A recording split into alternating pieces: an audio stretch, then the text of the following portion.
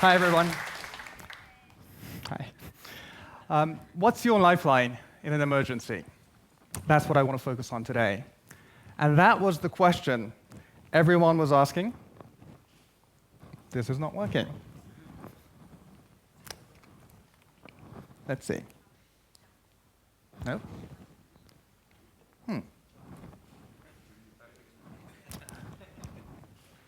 This is not social media. I think we got to move this. Okay. That's definitely the problem here. Okay. No question about it.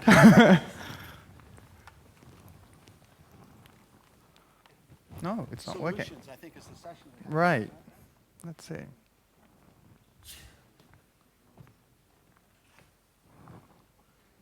Huh. For all of those who are tweeting online, we're having a technical problem. Okay. We good? Shall we play the drums for a bit? Yeah. How many of you have played the taiko drum before? Raise your hand. Yeah? That's it? It's like all the foreigners raise their hand, but none of the Japanese raise their hand. How many here have played the taiko drum before? Are you guys serious? You're missing out on life. I call it psycho drum, right? Because sometimes it's kind of like psycho, or if you're feeling psycho, it's really good to play the taiko drum. I recommend everybody should have their own taiko drum when they're feeling a bit over the top.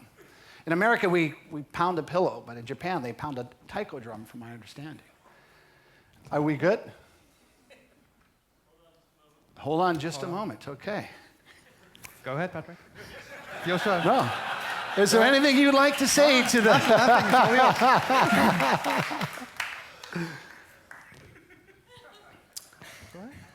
Oh!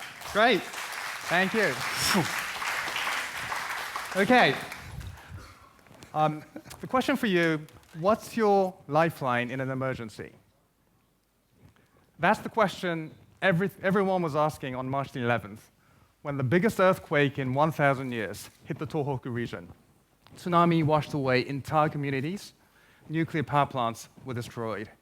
Over 28,000 lives were lost or still missing. What followed in the seconds, minutes, hours, days, and weeks exhibited the true life-saving potential of social media. So that's what I want to talk about today. Now, imagine for a second if an emergency struck. What's your first priority? For almost everyone, it's to reach your loved ones. I remember in Tokyo, when I walked out after the earthquake, everyone frantically trying to reach their loved ones on their mobile phones, but in vain, because the network was down. Mobile emails also down for a few hours. There was one thing that was working: social information network that was running on internet. You could send direct messages, you could follow critical information, you could share information. So let's see what happened before and after the earthquake. So this is information feed before the earthquake on March 11th, about 3,000 messages per minute going through. Then,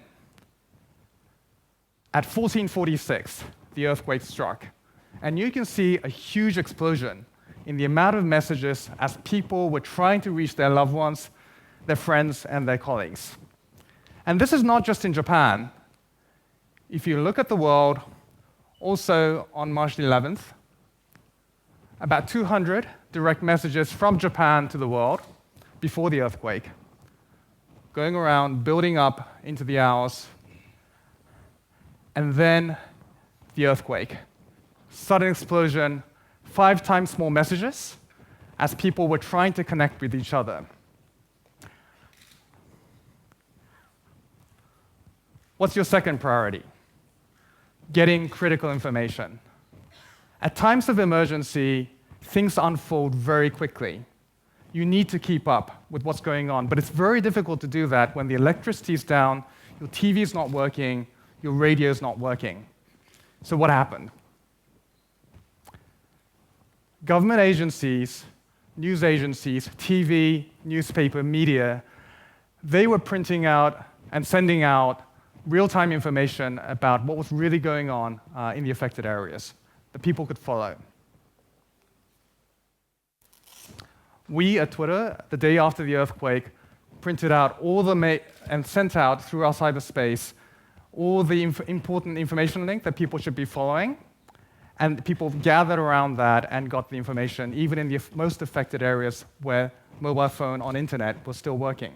So let's look at how the information spread around the world. So this is real-time information that was shared all around the world.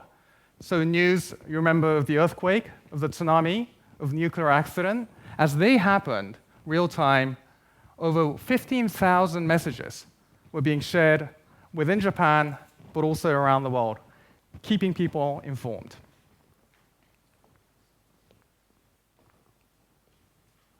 Priority number 3, how to map issues and find solutions. In an emergency, there are things that are happening that require immediate assistance. But the problem is, again, you're stranded, you're out of the loop, you don't know what's going on, people don't know how to reach you. Let's take an example. Chiako was a 28-year-old office worker in Sendai. She heard that the tsunami was approaching, and she escaped with her colleagues into a building.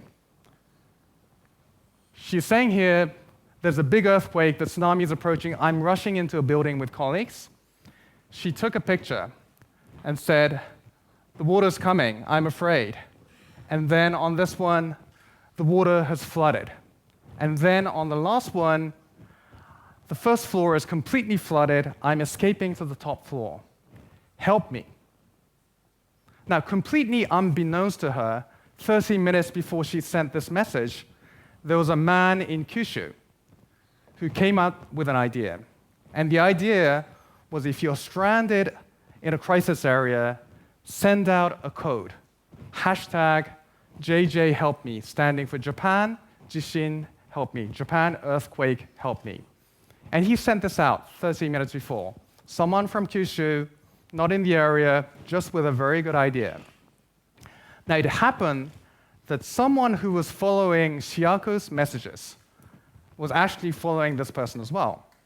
And so when he got Chiako's call for help, he tweeted out #JJHelpMe. And so that's his message here.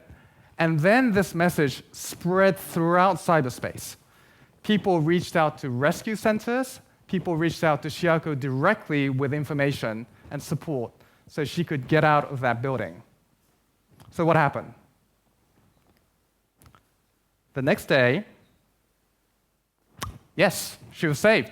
I think that deserves a clap, right?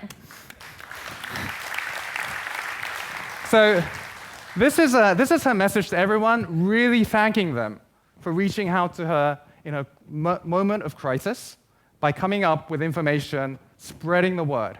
And I think what's really amazing about this is that nobody really coordinated this. It was people identifying issues, people coming up with solutions, people helping each other, connected through social network.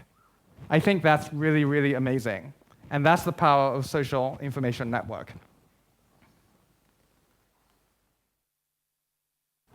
After the crisis, several days later, we put together the most helpful hashtags within our teams and sent it throughout all our followers. This became the single most spread information right after the earthquake. Over 19,000 people sent this around and shared it, eventually reaching millions of people. So all these hashtags were developed by individuals who just came up with such an idea, and then it led to solutions, and it saved a lot of lives. Now, I talked about 3/11, the earthquake, and the tsunami, which is very much on our minds today in Japan. But the world is actually filled with many, many emergencies that are happening not only in Japan, but all around the world as we speak. So what I'm proposing is that we and the world need a new lifeline for emergencies. A lifeline, number one, that allows you to reach your loved ones. Number two, lifeline that gets critical real-time information to people. Number three, lifeline that maps issues and finds solutions, and finds them through people working together.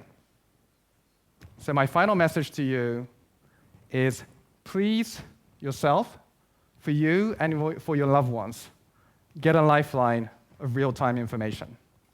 Thank you very much.